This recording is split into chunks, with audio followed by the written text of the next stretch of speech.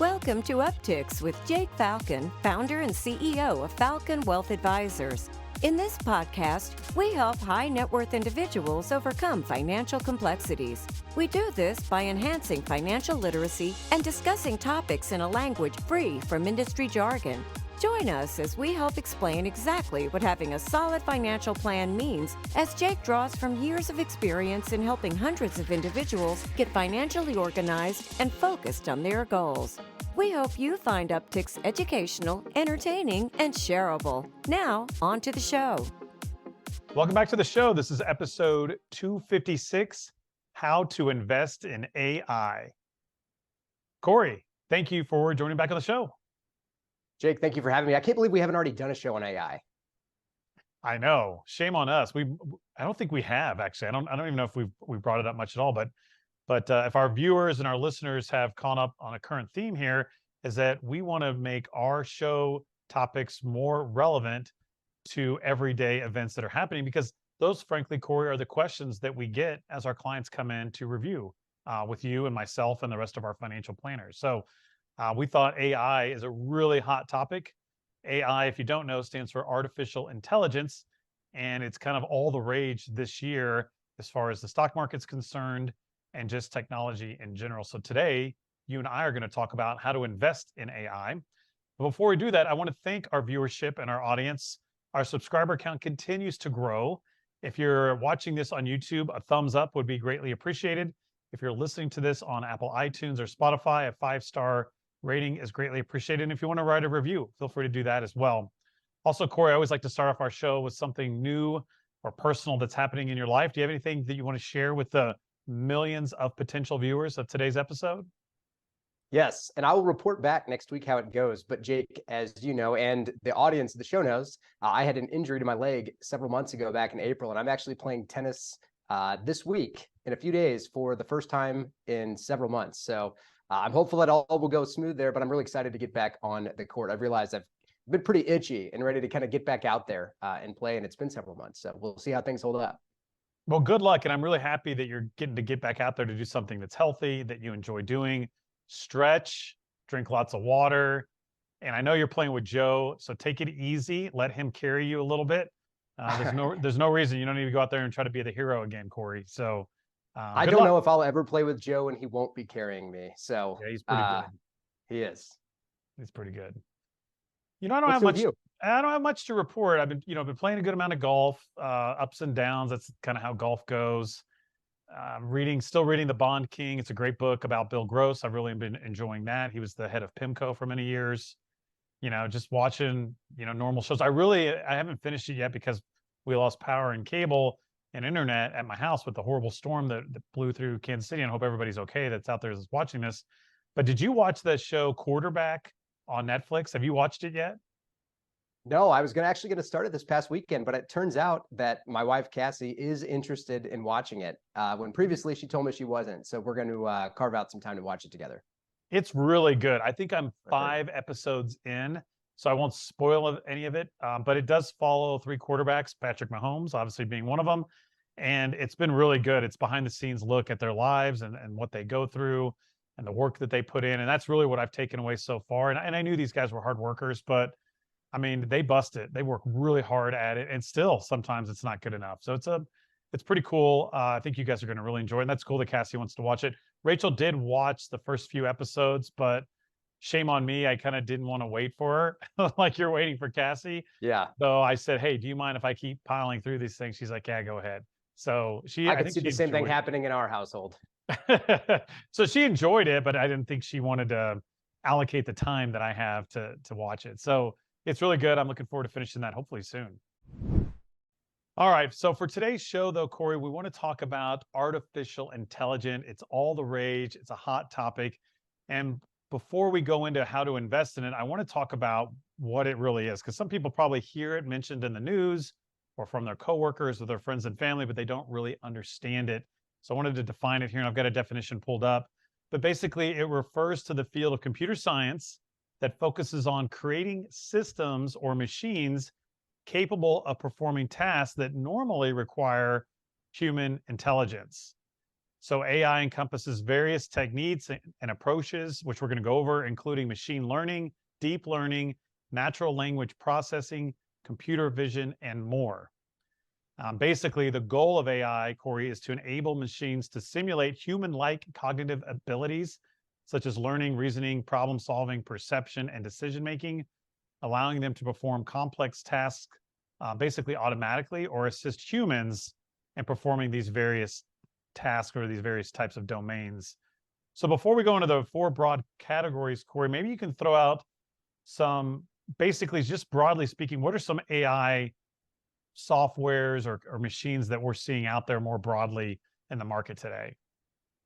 Yeah, so there's obviously the different broad categories of artificial intelligence, but I think in the world today and in the world of investments today, I think for a lot of people thinking it through, like chip manufacturers that may make the devices that ultimately power artificial intelligence, robotics, automation, et cetera. The list kind of goes on and on. I don't know, Jake, if you're really kind of looking for there's the reactive machines, limited memory, et cetera. There's a lot there. Well, I don't know like exactly a I'm looking for like self-driving cars would be an example of AI. Yeah, or Chat GPT.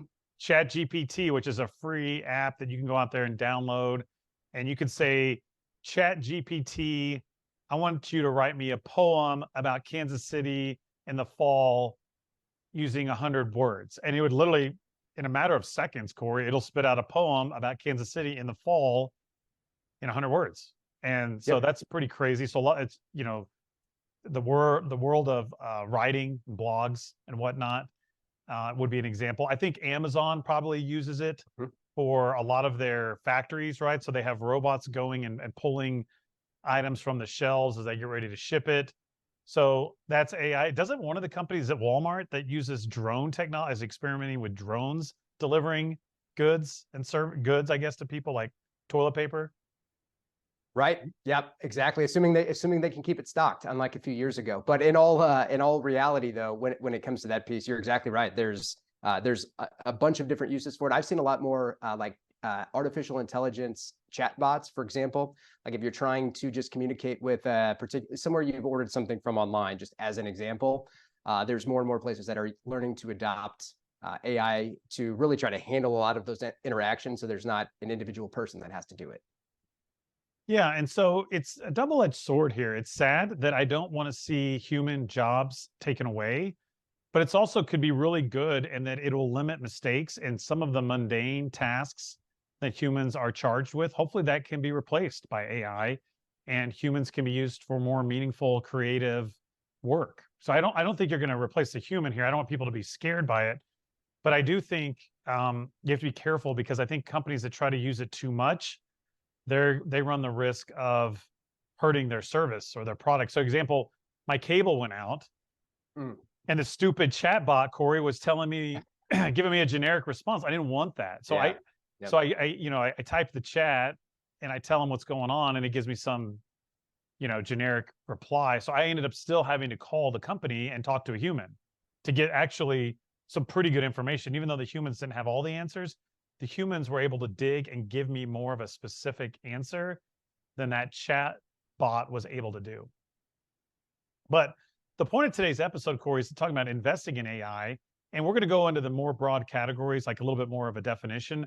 But I want people to be very careful, because I want you to understand that I'm not saying this is or isn't going to be the case, but there's been a ton of fads and bubbles burst from people thinking they can go and invest in new technology or new stuff and they're going to get rich overnight, and they end up losing all their money or a lot of their money. And I wanted to rattle off and actually have a conversation with you about a few of them before we talk about how we truly we feel that we are investing in AI. But why don't you start, Cory, because you went with one of the oldest ones when we were getting ready for today's show, or maybe the oldest one. So why don't you bring it up? I'll let you start, actually. Yeah, the Dutch tulip bulb mania. Which is one of it's been very well documented, but I think one of the, I don't know if I would say original speculative bubbles that ultimately formed itself in markets. And it obviously wasn't in financial markets, but ultimately it was an asset and it was a commodity that there was limited supply. The value literally of tulip bulbs 400 years ago in the Netherlands, and the value of these things just skyrocketed because people ultimately believed the potential value for them was unlimited. And there's been countless examples of other commodities, other assets over the last several hundred years where human behavior has remained the same. Yeah, I've actually been to Amsterdam, and I went to the Tulip Museum. Yeah. And I thought it was going to be about the bubble that burst. So again, these people went crazy over it. The prices skyrocketed and the bubble burst. But in there, Cory, they're just selling pictures of tulips and like tulip seeds or something. I didn't go to the actual museum because I was so disappointed. And somebody told me in Amsterdam, we had a guide, and he said that I don't remember if it was the male or the female. We had multiple guides, but they told us that you can slap museum on anything, even though it's not really a museum. So you could create a gumball museum and people come in and you're just selling gumballs, but there's no really historical value to it, believe it or not. So the word museum. Yeah, the word museum isn't regulated. So you can have a museum, I guess in Amsterdam, it's probably everywhere, but in Amsterdam, they were telling me how you could have a museum about anything and it doesn't necessarily mean it's a museum like that you would think it would be.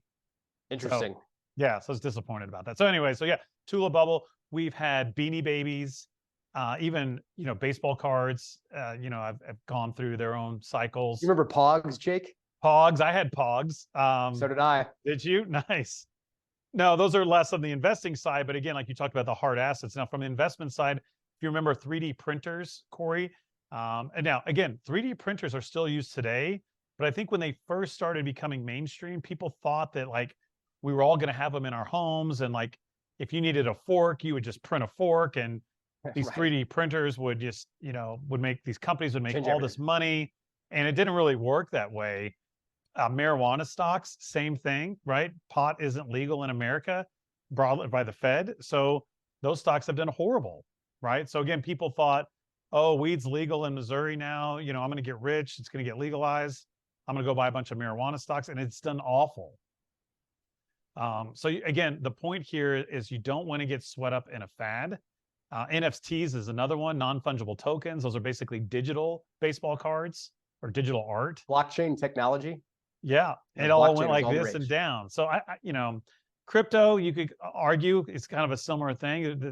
The verdict's still out on crypto. We don't know, but it's had its own peaks and valleys. So again, you want to be careful when investing in these new items that spark up, because what happens typically is there's a lot of hysteria. Maybe the companies that are involved in those run up very quickly. But then if those companies don't learn how to adapt and monetize that technology, that stock will just shoot way back down and you just lose your money or more of your money than you originally invested. So before we talk about how we actually invest in AI, let's go in a little bit more of the definitions, Cory.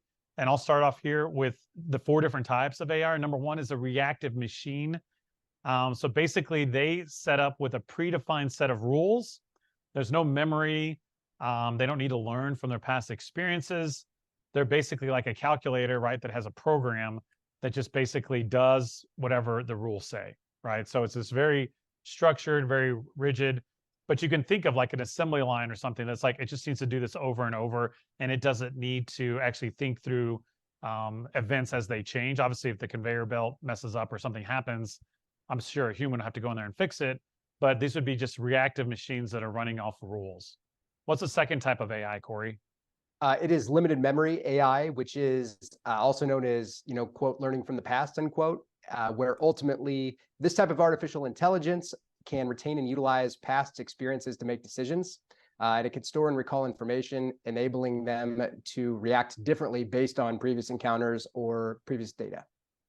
Did you see that 60 Minutes where they had these robots playing soccer and the robots taught themselves how to play soccer? Mm-hmm. Did you see it? I did. Wasn't that crazy and scary at the same time? Yes. Yes, it is. So, okay, good. So that would be an example of a limited memory, right? Then a third type, which is very interesting, is a theory of mind. So basically, this type of AI is looking to interpret emotions, beliefs, intentions, and the desires of others. So it's trying to comprehend mental states of individuals and applying that knowledge to interact with them more effectively. So you could think of Siri or what's the Amazon one? Alexa? Alexa. I think Alexa maybe does a little bit of this. I don't have an Alexa, but I think if you said, "Hey Alexa, I'm sad," I would guess Alexa would say, "What can I do to cheer you up?" Right? Or let me play you an uplifting song or something, right? So that would be AI that's trained to go off emotions, be more empathetic, more like an interaction, I think, with a personal assistant robot in some manner on that theory of mind, which is kind of scary in its own mind as well. What's the fourth one, Cory? Speaking of scary, I will talk about the fourth broad category of AI, and that is self-aware AI.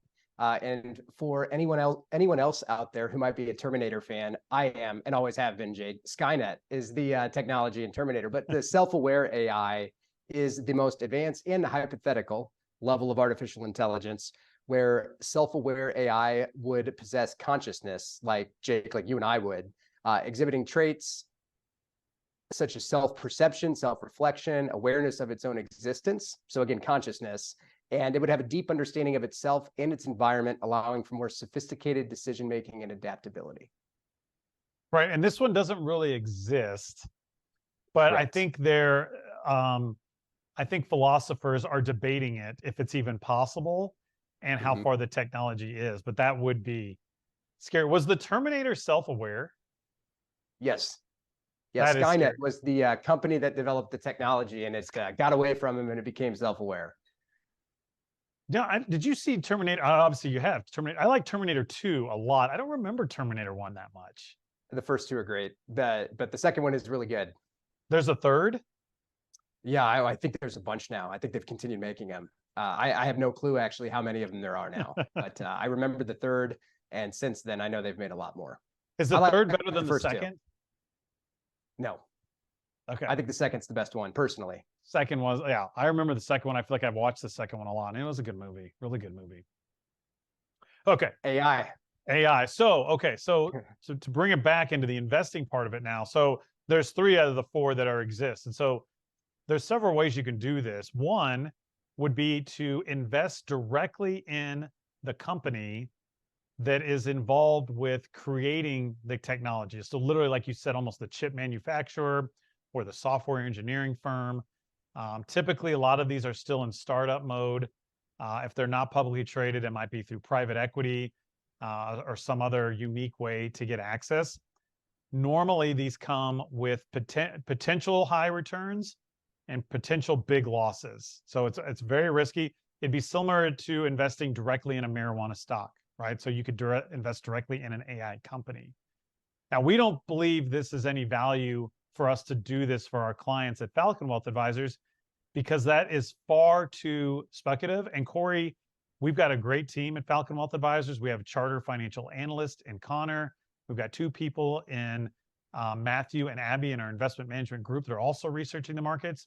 But it's going to be very difficult for them to literally divvy up through all those AI firms or companies and really figure out at this point in the game which one is going to emerge and be the best. It's all speculation and gambling, in my point, because we're still out there in the wild, wild west with a little bit. You don't really know which one is going to break through and do a great job. And so our preference is to rely on other companies to directly invest their company money into AI to make their business better. So they're not buying, it's not like a mutual fund, right? We're not letting another company pick our stocks, but we're going to use big companies that have tons of people researching this stuff and testing it and vetting it out, and then using it, most importantly, to apply to their current business that's already good, in our opinion, to make their business more efficient, more profitable, better, right? So that's our preferred method of how we invest in AI. And I don't want to give out specific names because our compliance doesn't like that. And to protect our clients and the general public, because I don't want you to take this podcast as advice, but I just want you to think about it. You know, if your brother's neighbor's sister's dog is telling you to buy some obscure AI company you've never heard of, maybe you could turn that around and say, why don't I invest in a company that they're doing the research and they're using it to make their company better versus me going to direct. Cory, do you have any thoughts on this or anything that I missed or anything you want to elaborate? I do, yes. And I think my thinking is a aligned with yours, Jake, but I think just the point that I would add to it also, though, is when we think about established companies, especially tech companies, and there's some really large technology companies that have been investing fairly heavily in artificial intelligence for years, right? This is sort of the topic du jour in the markets in 2023. But a lot of these companies have been making investments for a long time, and these are companies that have the resources, the research capabilities, and the business segments to actually implement this technology. And I think there's a lot of value in that, because you're right, there's a lot of, from my perspective, valuation. What any company that is adjacent to AI, or however we want to put it, the valuations of those companies, a lot of them have skyrocketed this year. And I think the way I would describe the phase that we've been in is sort of the honeymoon phase, where valuation doesn't really matter in a lot of ways. People are just getting really excited about the technology, and they're bidding up the price of some of these companies because it's new and it has the potential to revolutionize business and our world, for that matter. But I do think that whether it all turns out to just be hype or real remains to be seen before we really know who the real winners are. Right. So that's a good point. Don't get caught up and swept up in the fad. Now, our companies that we invest in that are leveraging AI, and there's great potential for there, we've enjoyed the ride up. So we're making money, right? But those companies that we invest in, if AI is a bust, they're still great companies. And that's the way that we look at it. We certainly want to make money for our clients, and we don't want to lose money, obviously, but we want to, again, like you said, leverage the company's own intel. Hey, we're going to try this AI. We think it's going to make us a lot better. Of course, hopefully the stock will run up. But the good news is, if it blows up in their face, they're still going to have a company, versus if you go direct into the AI and it blows up, you might lose all your money. So you got to be very careful with that.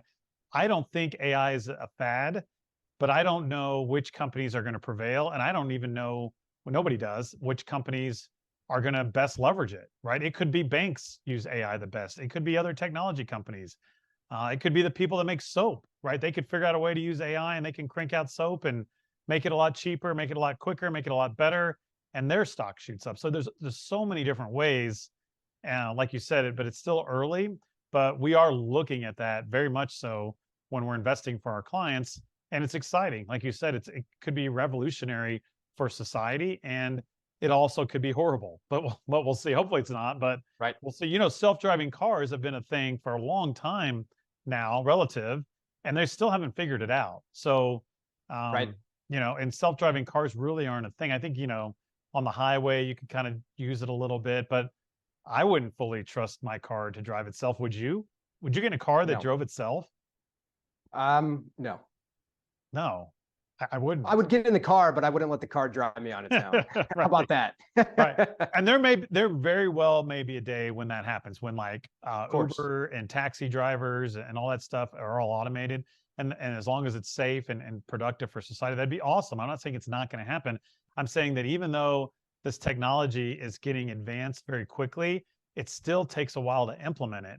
And again, we want to invest in companies that take the time and have the money and the patience to implement it for their companies, to make their companies better, even though if it doesn't work out, they're still there. Same thing with pot stocks. So we didn't invest in marijuana stocks, but we have invested in a company that does that, right? That'll seek that out, and maybe they'll strategically invest. So again, we don't want to go direct into some of these hot ticket items. We want to have exposure, but we don't want to have direct exposure. And we're going to let these companies use or leverage their technology or the new product to their benefit, and then hopefully our clients and will be rewarded from growth in their portfolios. And that's really, in our opinion, the best way to play these things versus going direct and risk losing a lot more money. Good. As we wrap up, Cory, is there any final comments about AI? No, I think that, well, yes, I have a final comment on this. And I think that, the computer revolution, right? When we think about that, and when computers really came of age, the reality is a lot of what computers did was sort of set the stage for automating some mundane and repeatable tasks. And I think with artificial intelligence, it can almost be tempting to take the potential and just assume that that's the reality that's going to occur, but it does not mean that that's the way that it will play out. And I think that ultimately, nobody can see into the future. I think it's clear to most of us that have, interacted or have used artificial intelligence in any way that there could very much be a place for it to be, an effective tool to help things function better. But I think that there's a lot of there's just a lot of hyperbole out there about it from both a, whether it's fear mongering or whether it's somebody that has something to sell that they're trying to get someone else to buy, whatever it might be. I think there's a lot of hyperbole and sensationalism around it. And I think that the approach that we take, we certainly have some exposure, and we've enjoyed the run, like you said, Jake, and expect to continue enjoying that. But we also don't want to get out over our skis and assume that this is the future, this is the only way, and this is how money should be invested, because just going back to a lot of the fads and speculative bubbles that we talked about earlier, Jake, we know how a lot of those have ended. And that's the same holds true here. We want to manage risk for our clients. We want to help them invest and grow their money so they can live off of it, not have to worry about running out of it. We're not trying to over concentrate in what could be a potentially revolutionary technology that ultimately may not be just that. Right. That's a good point. For every internet, for every mobile phone, there's a 3D printer and a Beanie Baby, right? So again, we want some exposure, but we're going to rely on these companies that are going to use it to make the already great company even better. We don't want to go out there and shoot by the hip. So I'd encourage clients, again, if you hear your brother, sister's dog bought some hot stock that's this AI startup, more than likely we're going to tell you no. We're going to tell you, if you want to go gamble, go open up a brokerage account and go gamble, but that we're not going to put that in your retirement account. Right? We're not going to risk your nest egg on something that your neighbor said is the next hot thing, because again, nobody knows and it could blow up. But we want to have exposure. We do indirect exposure at Falcon Wealth Advisors, and we think that's the best way for our clients' capital to ultimately hit their target rate of returns. And that's really going full circle here. That's why you should be investing, because you have a target rate of return that is attached to a financial plan that's going to help you get your financial goals, not because you're trying to get rich overnight. That's not what the stock market's for. It's not what it should be used for. So you can't replace hard work, discipline, saving, compounding. Can't replace that. Every now and then, someone will get lucky, but again, that's not what we're doing here. That's not what our clients hire us for, and that's not what we're certainly going to try to do. So good. Well, thank you. And Cory, you probably always had a mobile phone as we wrap up here, haven't you? How old were you when you got a mobile phone? I was 15 or 16. Yeah. I think I was brick, like a lot of people had. Did you have a brick? Oh yeah, I could play Snake. I think it had a color screen. I remember texting was too expensive, so there was no texting. But that's changed a lot. I think I was 15 or 16. I think I was 16. It pretty much stayed in my car. I don't think you could text on it, and I think you had to pay per minute even of usage. Yeah, and I even had that was high school. I had a pager in college to begin with. Yeah. And then I eventually got a mobile phone of my own. So I think my parents got me one in case my car broke down or something. So I had a way to get a hold of them. But college is when I think I got my own phone. So it's crazy. When the world was so much simpler. That's right. I think it was my junior year, maybe my junior year of college when I got my first iPhone. And I think about everything that's happened since then. And that really wasn't that long ago. I think about how much that has changed things. Right. So it's exciting. AI is exciting. Certainly, clients, if you guys have any questions, the best way to get in touch probably with our investment management group would be service@falconwealthadvisors.com. That's the email address, service@falconwealthadvisors.com. And they'll get you to our investment management group, and they can look up companies. They can tell you how we're investing and go into greater detail with you. But thank you again for tuning in. Thank you, Cory, for joining me, and hope all of you have a great week. Thank you for listening to Upticks. Click the subscribe button to be notified when new episodes become available. Also, be sure to visit our website, falconwealthadvisors.com, and click the Contact Us button if you'd like to meet with Jake and his team.